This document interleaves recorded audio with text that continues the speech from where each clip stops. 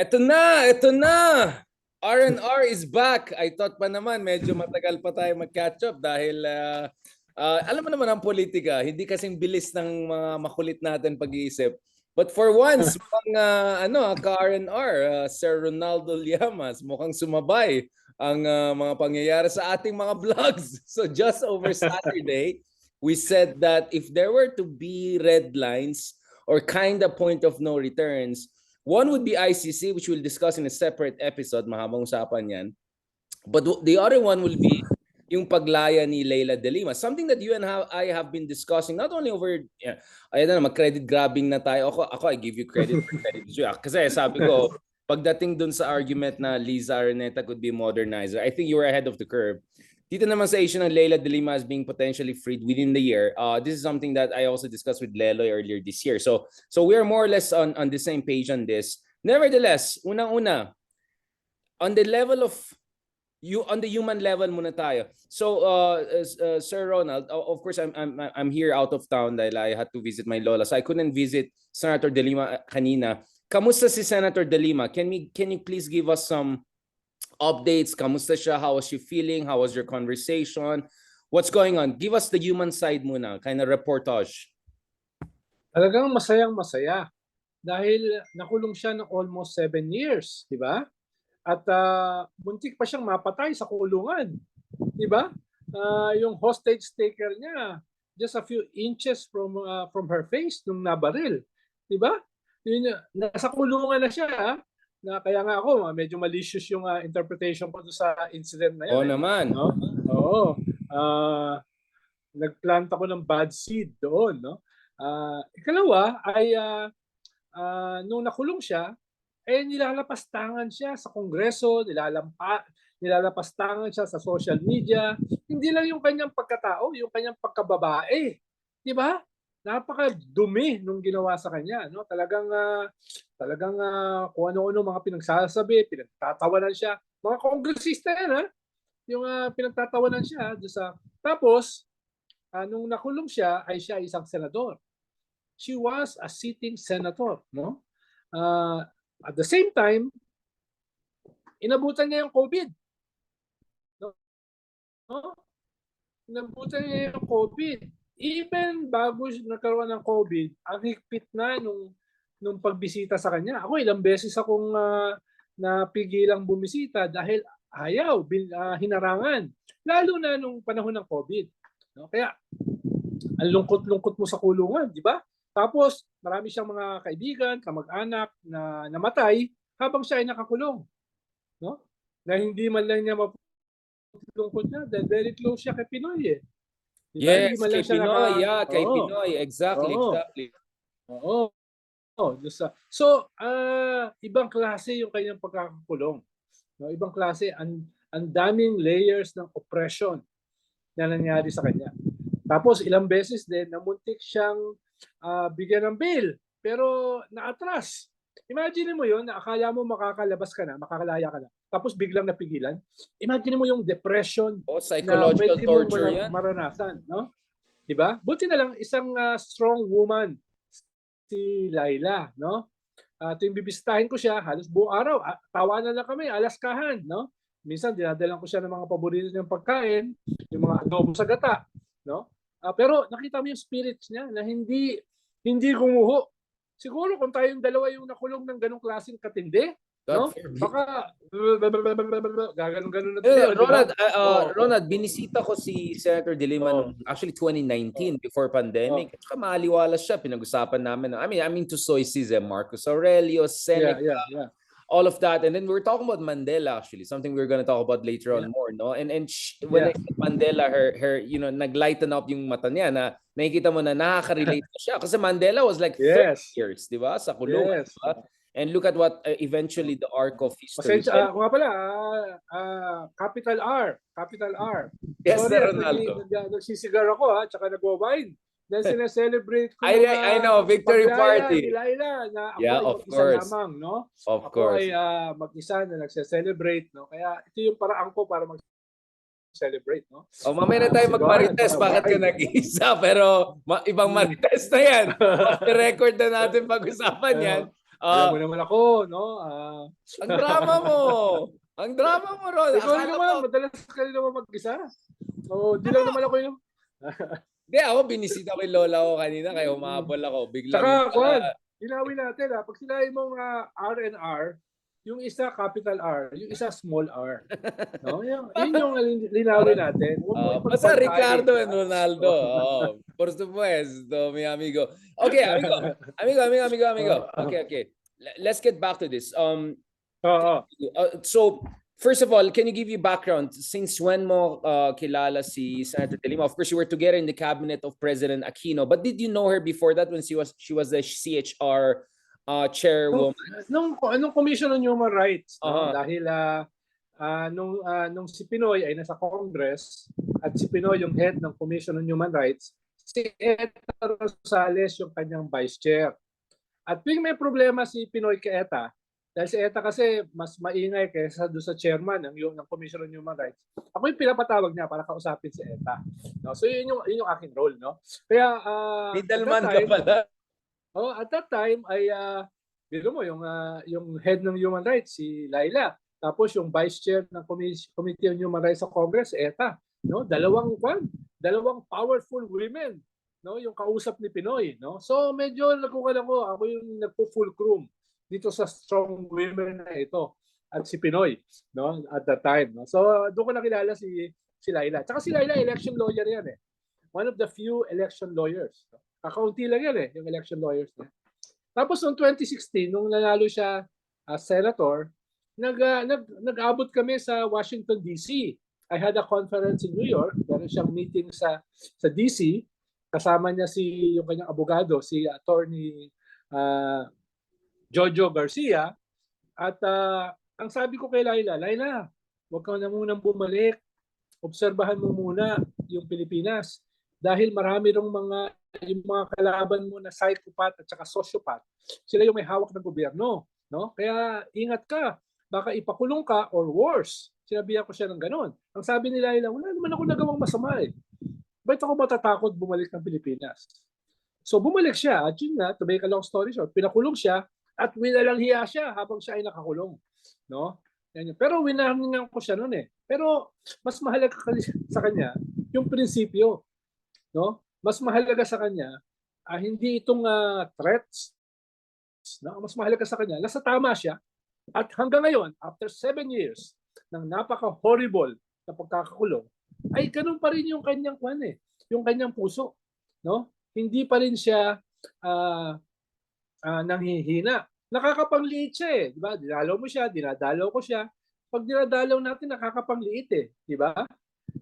Kaya nga pag may mga kasama kami na nanghihina sa kanilang mga problema, sa kanilang mga travails, itinuturo ko si Laila.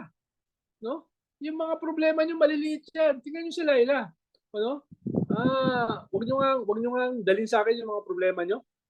Kaya alam naman ako pag sa mga organizer namin asshole ako no. Carino brutal. Hindi ko sinasabi na lagi akong asshole. Pero Carino brutal. Na No. I completely agree with you, Ronald. I mean, as I said, again, this is not to take away from anyone, but for me, the Nobel Peace Prize #1 for me in the Philippines that dapat ma-nominate ever since was really Laila De Lima, because I think the level of harassment, kabastosan that she had to deal with. I mean, I actually met her in Senate just a few weeks before yung black ops sa kanya magsimula, and then shortly after, I met her. She was very nice kasi she was interviewed by Christian Amanpour, and then ako yung interview after or something like that. And then she jokingly said, "Hoy, I saw what you said." And sabi ko, "I also saw what you said." Yung mga ganun, alam mo, nag-aasaran lang kami. But she was very strong spirit. And then after what happened to her, actually, Ronald, nagkaroon ng debate among many observers, like, was perhaps Laila De Lima impolitic in a sense that she went after Digong at the worst possible time? Because this is a time when Digong's approval was like 90%, right? Ito yung rallying around the flag, ito yung emergency situation. Yes. But as time went by, yung hunch ng iba, and I think this is also what was in my heart, that there should always be that one person who says no when everyone has a reason to say yes. You get what I'm saying? Alam mo yung mga pictures ng Nazi period na lahat nakaganyan tapos isa lang hindi na ganyan. Alam mo yung mga ganon? Or yung guy na tumayo sa harap ng tangke ng Tiananmen. You know, exactly. There should be always that one crazy one which history will show was the only sane one when everyone was either too scared or too foolish to see things for what they were. No? So parang ako 'di ba last year nga 'di ba ito yung yung simbolo ng opposition, yung that one hand na ganon, 'di ba? She was the one I think she really embodied that So for her to take on Duterte at the moment when Duterte was the strongest, even by his own popularity, as a kulto na level, di ba? Kulto level na yung popularity niya. This was really where she proved her courage. Nasa tingin ko, it's even appropriate to talk about political strategy at this moment because this was a moment of moral conviction. I don't know, Ron, how do you read that? Kaya sabi ko, history will vindicate her. History will show there should always be that one person who raises the hand just when everyone was like that. She goes like that, di ba? Yun lang. Tama yung sinabi mo, Capital R, no? Dapat may mag-nominate sa kanya sa Nobel Peace Prize. No? Kahit hindi manalo, no? Not to take away from Maria Ressa. I'm just saying, please, it's not either or. Oo. Ikalawa, sabi ko nga sa interview kanina, ito yung kanyang Mandela moment. Ito yung kanyang Aung San Suu Kyi moment without the problems of Rohingya. No? ito yung moment niya. Kaya tingin ko pwedeng yung kanyang political narrative ay maging very compelling. Dahil alam mo naman marami tayong mga kababayan, lalo na sa kabataan, medyo disenchanted na sa lahat na nangyayari. Diba? Disillusion na sa lahat na nangyayari. Wala sila makitang leadership na gagayahin nila. Diba? Meron tayong lost generation na kung hindi ma-harness ng isang leader katulad ni Laila, yung kanilang optimism, yung kanilang mga pangarap, talagang yung future natin will be very bleak. Kaya ito yung isa siya sa mga tao na pwedeng gawin yan no? Sabi ko nga kanina kay John Nery, ina-exemplify niya more than any other political leader yung triumph ng integrity over cynicism. Dahil napaka-cynical ng ating political landscape. Ine-epitomize niya yung triumph ng hope against desperation. Dahil ang dami ko nakakausap pa na Diba? Desperate na sila Dahil wala, biro mo, yung Congress mo, may mag-ina, may magkapatid, merong 3, 4 na ex-convict. Diba? Malapit na magkapatid ulit yung isa. Malapit merong number 1 na ang galing magsuklay ng bigote. Diba? Meron pa pang isa na gaganong-ganon, no? Sa FIBA Games, no? Diba? Yan ba? Diba? Yan ba? Yeah, Tapos sila last election. Diba? Ngayon, dahil nga dinemonize siya ng husto habang siya ay nakakulong. Ngayon, pwede niyang i-reinvent yung kanyang sarili. Diba? Pwede niyang i-harness yung mga energies ng mga volunteers. Halimbawa, yung Pink Wave. Diba? Siya yung pwede mag-harness dyan dahil si Lenny, balik na sa local Ayaw nang mag-aspire for national leadership.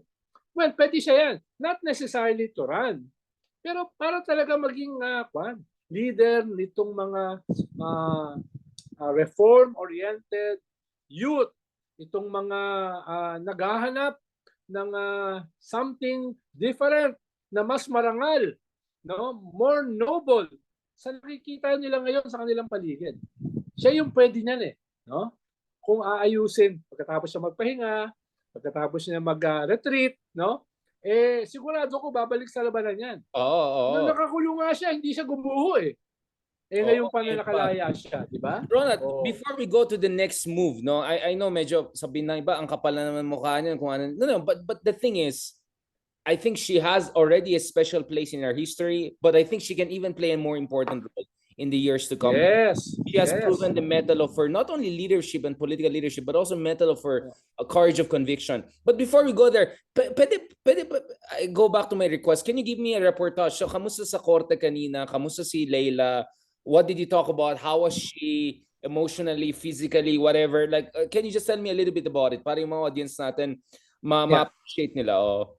Well, marami doon sa mga nandun, no? Very optimistic, no? Partly dahil halos lahat ng mga witnesses against her nag-atrasa na, di ba? Partly dahil mukhang yung nakikita namin, hindi naman dinidiinan ng gobyerno, katulad nung panahon ni Digong, yung justice system natin. Parang wala kami masyadong na-monitor na katulad nung nangyari nung panahon ni Justice Aguirre, nung panahon ni President Duterte, talagang umamin yung mga later on, umamin yung mga testigo na sila ay pinressure na maglabas ng false testimony. Drug lord yung ibang nagtestigo, di ba? I mean, yung bawal yun, no? Bawal yun. Convicted drug lord, bawal yun. Pero tinanggap. Di ba? Tinanggap, pinayagan. Doon mo makikita na yung sinasabi nila na meron tayong working justice system, mukhang nakatira sa ibang planeta yung mga nagsasabi noon, di ba? At ngayon, pero in spite of that, no, na-overcome ni Laila yung ganung klaseng kalaban. At naobserbahan, kaya nga very optimistic yung mga nandun, no?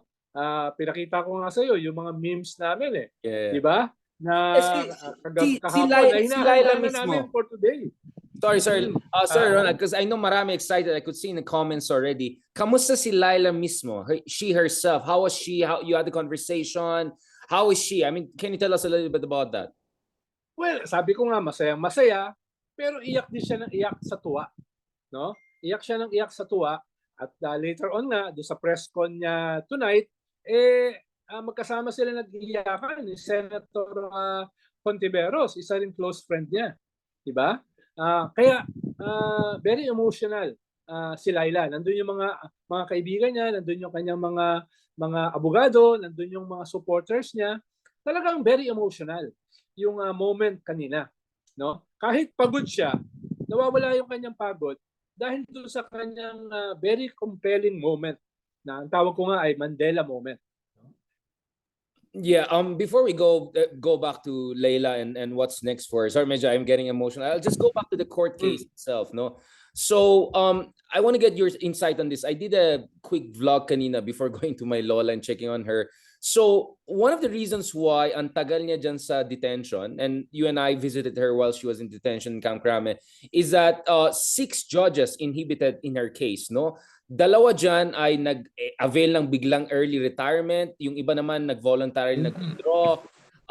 Yung iba nag-raise na issue dun sa, I mean, ang gulo. And then, there was one case with Judge Guito, who's the one in charge right now, Guito or Gito, who actually he was in charge of one of her cases. Things were moving in the right direction. For instance, De Lima was able to get permission to visit her mom, etc. And then biglang natanggal si Judge Guito. And then ngayon bumalik si Judge Guito, and now we see things are moving in the right direction again. Like, what's going on there? Is this like coincidence, or is this a little bit more than coincidence, Ronald? I mean, again, we don't want to aspersions, but I just want to be brutally honest about this. Sounds weird to me. 6 judges are just kicking the can down the road or withdrawing, and then the one judge suddenly tanggal, balik. I mean, what's going on here?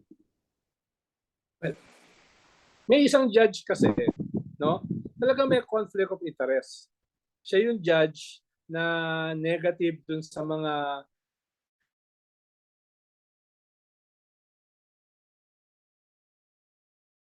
nagsampa ng kaso kay Laila sa Congress, no? Yung tiga Mindoro, no? So, alam ko explore na i-disbar yung judge na yan Parang abuse ang nangyari.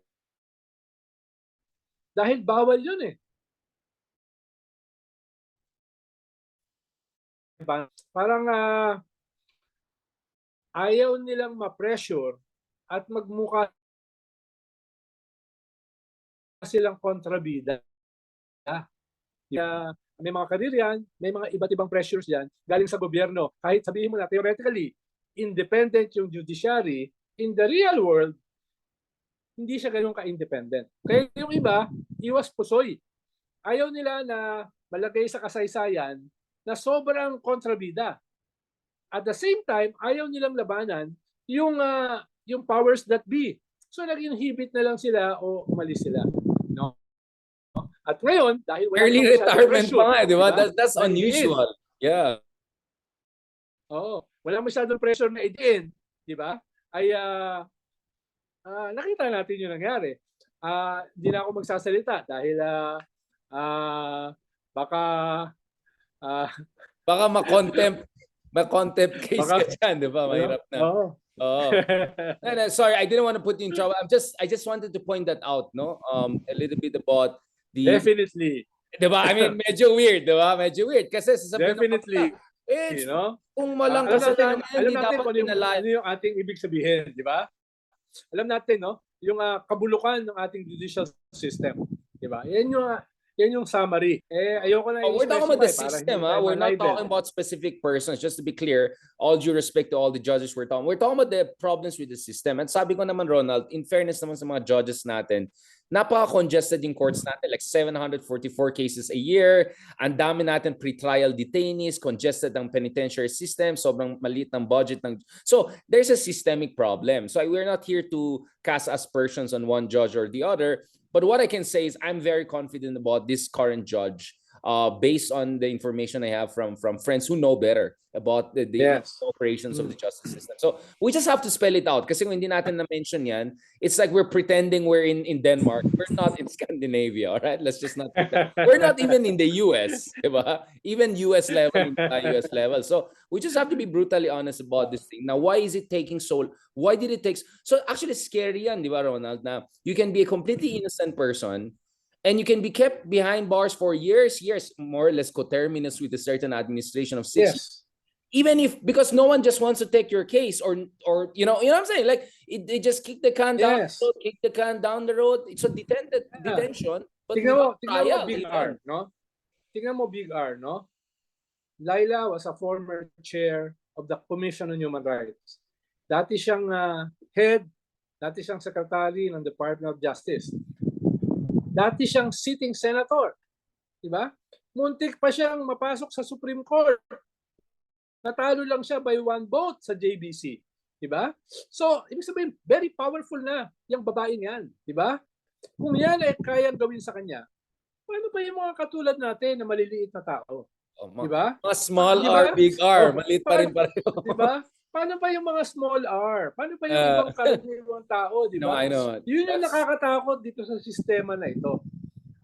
Ayaw nating magbigay ng aspersions sa ibang judges, pero without mentioning names, isang katutak na mga duwag at saka walang integrity pa rin yung mga judges na yan.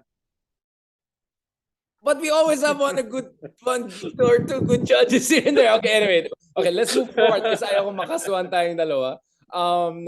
You know, just trying to get people free. Hopefully, the next thing is, you know, yung case naman ni Walden Bello, yung ewan na case sa kanya. I hope we see also some resolution there.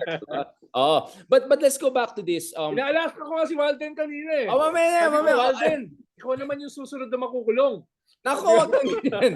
Wag kang ganyan. God forbid. Sana maayos yan. Kaya sabi mo kay Walden, magpakabayad siya sa ano. Just kidding. Now, Ronald, kamusta si... Lalo na, kung sakali makulong siya, sa Davao siya makukulong eh. Hindi nga. Sakali makukulong. Sana ano na yan. Dadalhin na. Tinatakot ko siya kanina. Tinatakot ko lang. O, yung mga kaibigan natin dyan sa Davao, kamusta kayo? Ito, Sir Ronald. Balikan natin ito.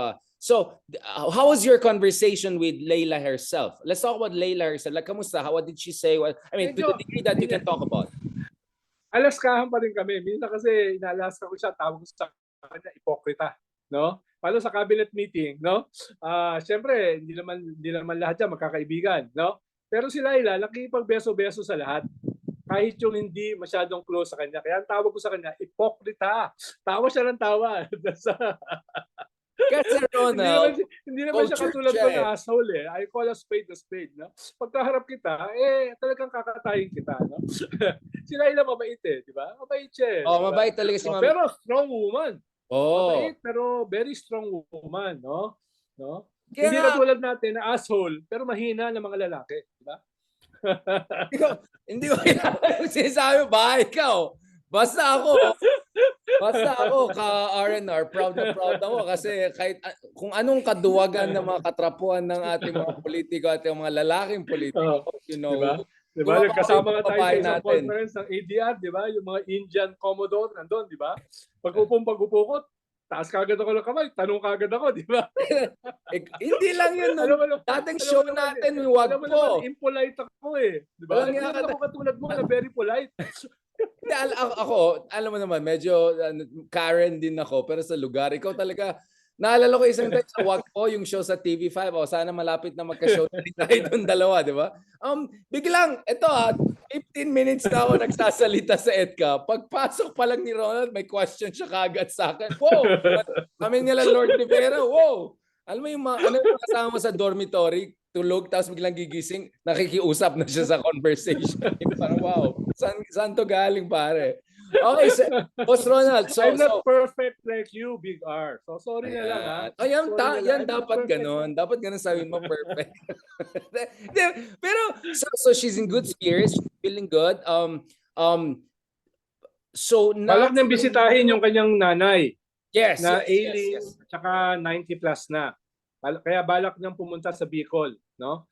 Baka bukas or the day after, no? Pahinga lang siya ng konti, tapos punta na siya ron. Kaya wag na natin siya masyadong gambalain. Oo naman. No. We're just sending good vibes. Yes. I believe in that. Alam mo, Ronald, kung ano reliyon mo or wala kang reliyon, I think good energy exists. It's a spiritual thing. Yes. So if we send good vibes, ma-feel talaga ni Senator De Lima yan. Because she always told me that nung nandun kami.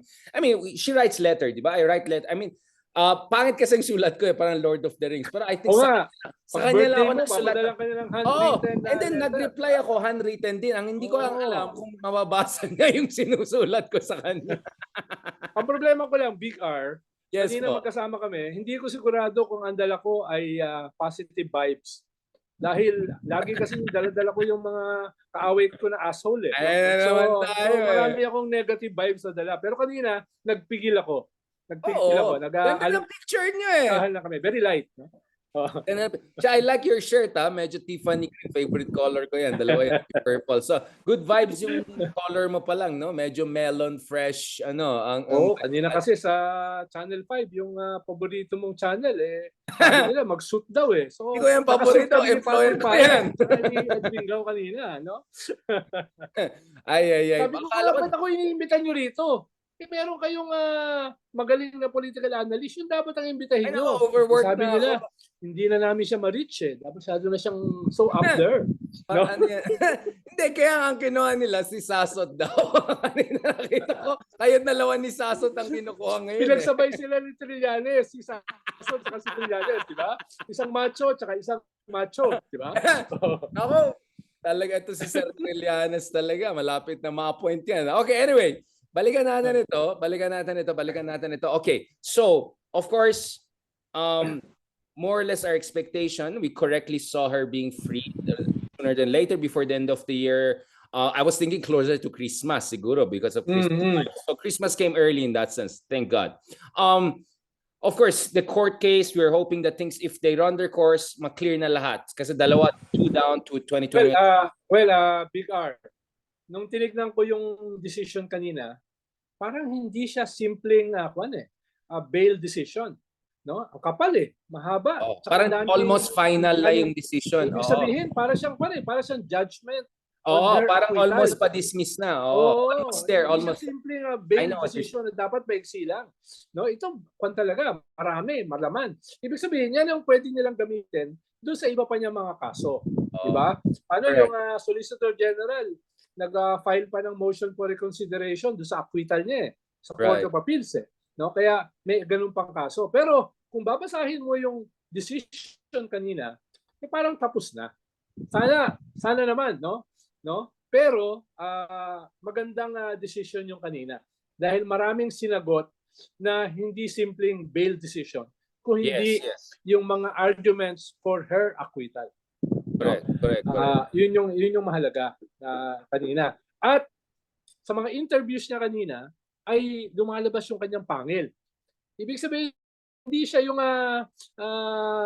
simpleng galing lang sa impyerno tapos durog na durog. Hindi, sinabi niya, no? Yung mga gumawa nito sa kanya, maghintay sila. It's not about It's not Yeah. about revenge eh. It's about Yeah. justice eh. No, this is Diba? about this is Dahil this is sabi about ko nga justice. kanina, kung Yeah. kayang gawin sa kanya ito, kaya itong gawin o ginagawa na Right. sa maraming karaniwang tao. Never again. Never again. Diba? Dapat yung position Oo. never again draw the line. Now, before we Oo. go to that part, I think you're already implying that magaling ka talagang ka-host. Eto, let me just give an excerpt of the decision. No? So katulad ng pinag-usapan natin kanina, ito yung sinabi sa decision. The totality of the evidence presented by the prosecution, the court is of the firm view, and holds that accused De Lima, of course, hindi lang siya nag-isa, Bocayo, Dayan, Sanchez, and Dera, should be allowed to post bail as, this is important, the prosecution was not able to discharge its burden of establishing that the guilt of the said accused is strong. In short, medyo mahina. To put it nicely, medyo malamnaw. Medyo malabo. Parang yung mga usapang kalsada. Medyo barbero tayo. No, balik kayo sa drawing board. Doon kayo, mag-aral ulit kayo ng batas. Mga lintik kayo. Diba? Parang ganoon yung decision eh. Hindi, Ronald, wag natin isultuin yung kwentong barbero. Medyo may basihan pa yung mga kwentong barbero. Marami ko yung mga barbero ko, magaling mag-usap. Nanonood yata ng mga R&R show natin eh. Minsan nagbabarbero ka, ang daming tanong. Aba, magaling ka ba? Aba, alam na, pati yung on-clause. Lalo na kung alam nila, yung big R ang kanilang ginugupitan. Diba? Maraming open forum dyan. Alam talaga yun. Tapos napansin ko yung ibang barbero, nakikinig din dun sa mga usap namin. Aba, maritesan na to. Shave mo muna to. Ingat ka, focus ka muna dito. Alright. Secretary Llamas, let's talk about the next step. Next step. Kasi nakikita ko yung mga DDS sumasali na dito. Bigyan natin ng bigyan natin ng sabi nga kanina doon sa isang interview ko, may mga DDS na nagsasabi na walang kinalaman diyan sa kaso ni Leila de Lima si President Duterte. Of course. Walang kinalaman. So ang ginawa namin sa paborito mong TV station, pinalabas namin yung mga statements ni ex-President Duterte. So may montage, no? Meron siya montage. Hindi namin kinakailangan magsalita, di ba? Ayan na. Oh, di ba? Oh. So, yung mga kaibigan mong trolls ay natahimik na. Hindi sila nabigyan ng script eh, no? Na mismo si Digong nagsasalita. Ronald, wala, meltdown mode na sila ngayon. So, ito. Ronald, what's the next steps? Okay, let's say Christmas, I hope, Senator De Lima spends time with her mom, with the family. Let's say, hopefully, by second quarter of next year, she's fully recovered in every sense of the word. She made up time. Okay, let me say this. Actually, alam mo naman, makulit tayong dalawa. Sabi ko, why not gagawa ng task force, special task force si BBM to investigate yung human rights situation sa Philippines, potentially EJK, potentially in coordination with ICC, complementarity and all of that. And in charge of that will be no less than the former CHR chief, former senator, and for me, Nobel Peace Prize dapat manalo soon, hopefully, is Leila de Lima. What do you think about that idea? You think it's too crazy? It's a good idea. It's a good idea. No? Pero sabi ko nga, marami pang dadaanan na proseso si Leila. Oo naman. Oo. Diba? After midterms na to, 2025 pa yan. Yes. So, at sabi naman niya sa mga interviews niya, ay sisingilin niya yung mga may gawa nito sa kanya. No? Hindi lang dahil ginawa ito sa kanya, dahil it's the system eh. It's the system. At ito mga to, hindi pwedeng pabayaan. Lalo na yung mga matataas na tao ng gobyerno na inutusan o pinressure yung mga witnesses na mag-bear false witness laban sa kanya. Diba? Yan, hindi pwedeng palampasin yan. Lines should be drawn. Hindi, kasi Ronald, ito napansin ko sa Pilipinas. Kaya ako, I'm very careful when I'm Karen. Like, etong sikat na tao, nagreklamo, inabuso, tapos pinagbigyan. Next thing you know, tahimik na siya. Parang forget na yung issue. Diba? Kunyari, Philippine Airlines, nagka-issue, nagreklamo si ganito, ganyan, tapos di na siya magsalita. Hindi. I mean, by the way, Philippine Airlines, thank you very much, naayos na.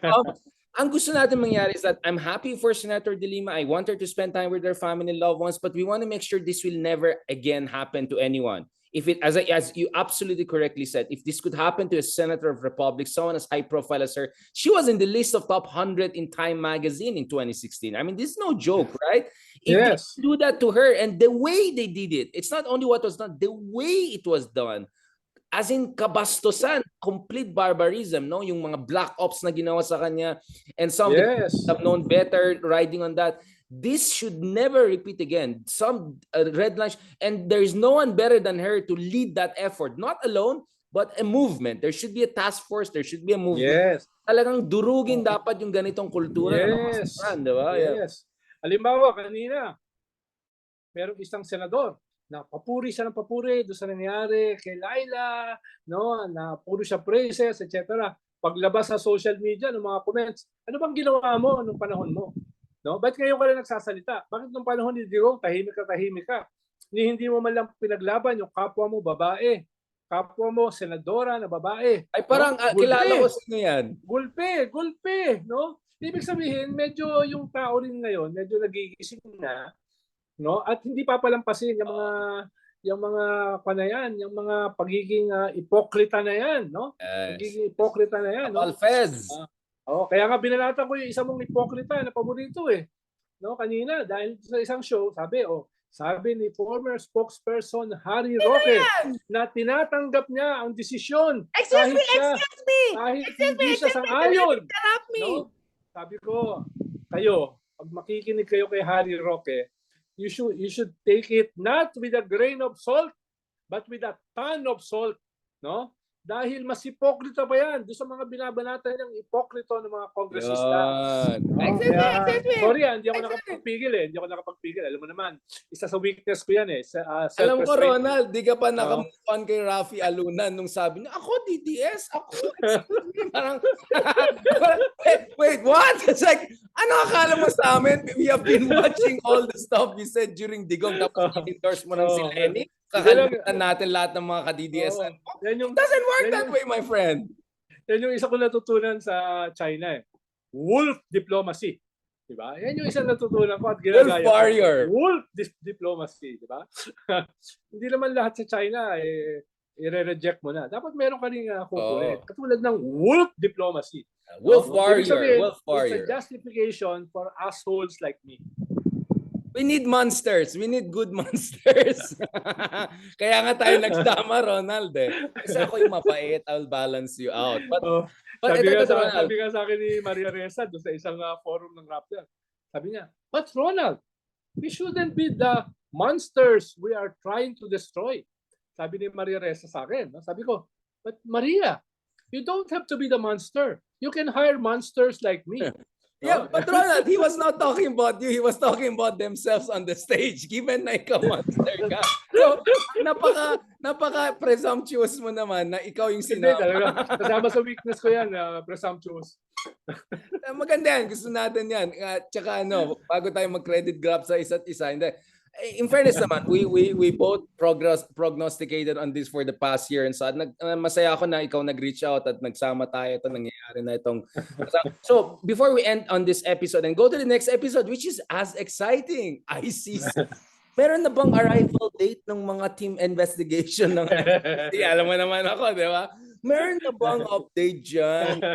Bago tayo pumunta sa ICC, yung isa pang favorite topic natin, pag-usapan natin ito, Parang Ronald. So what do you think is the best way forward? Because yun nga, for that 6 years to really make sense di